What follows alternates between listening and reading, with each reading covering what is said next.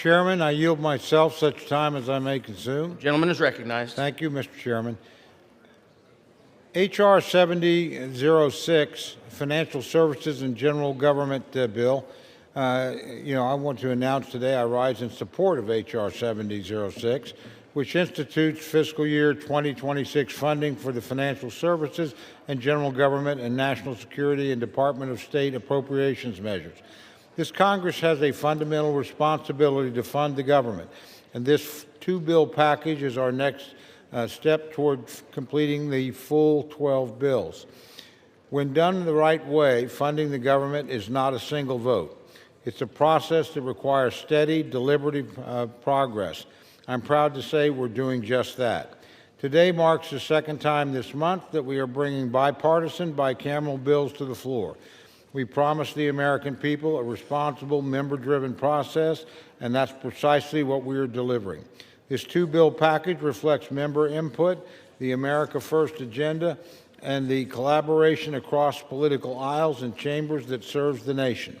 Advancing full-year appropriations matters because it gives the country certainty and direction. It allows vital agencies to plan, make decisions, and do their jobs based on today's realities, not policies from the past.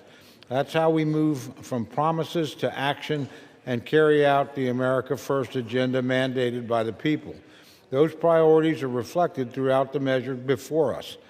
Through the Financial Services and General Government portion of the bill, FSGG Chairman David Joyce advanced important provisions that drive economic growth, uphold consumer freedom, and support entrepreneurship and small businesses, reinforcing the foundations of the American dream for people and job creators nationwide.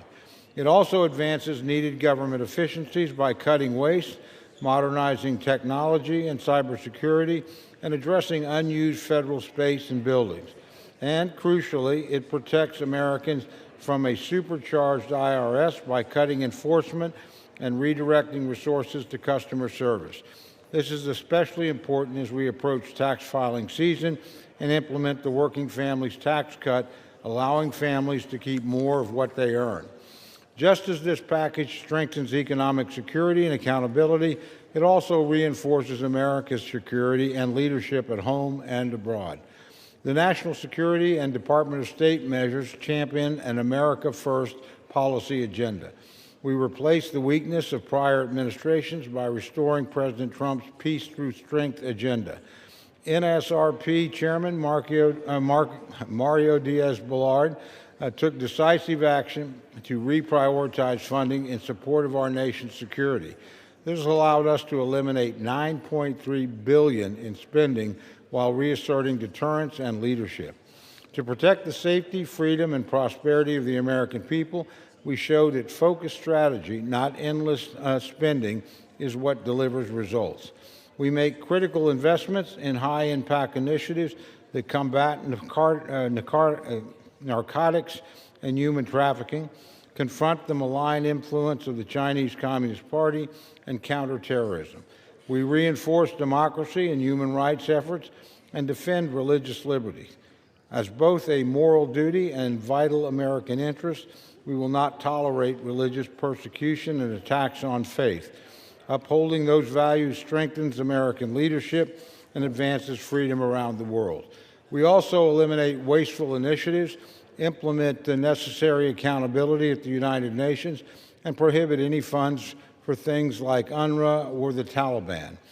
Bottom line, we counter our foes and stand with our friends and ensure investments are focused on security, keeping Americans safe, and enhancing our global edge. Taken in its entirety, the package serves a clear purpose: safety, strength, and freedom. That's certainly something we can all support. I commend the detailed work of our chairman, Representatives Joyce and Diaz-Balart. Their leadership and careful stewardship of this package ensured the substance of the bill matched the responsibility of the task. And to their accompanying ranking members, Representatives Denny Hoyer and Lois Frankel, thank you for your professionalism and engagement in the process. This work demonstrates what we can accomplish through collaboration and respect. I also want to particularly thank my good friend and working partner, the distinguished ranking member of the full committee, Mr. Laura, and I also want to thank a superb staff on both sides of the aisle that worked tirelessly to present us with the product before us today. As I look ahead, Mr. Chairman, to today's vote, I'm grateful for the future I see, one where President Trump keeps his pen ready because full-year appropriations are advancing and certainty is being restored. I thank each of you for your time, and I urge all members to support this bipartisan package. With that, I reserve the balance of my time. Gentleman from Oklahoma reserves.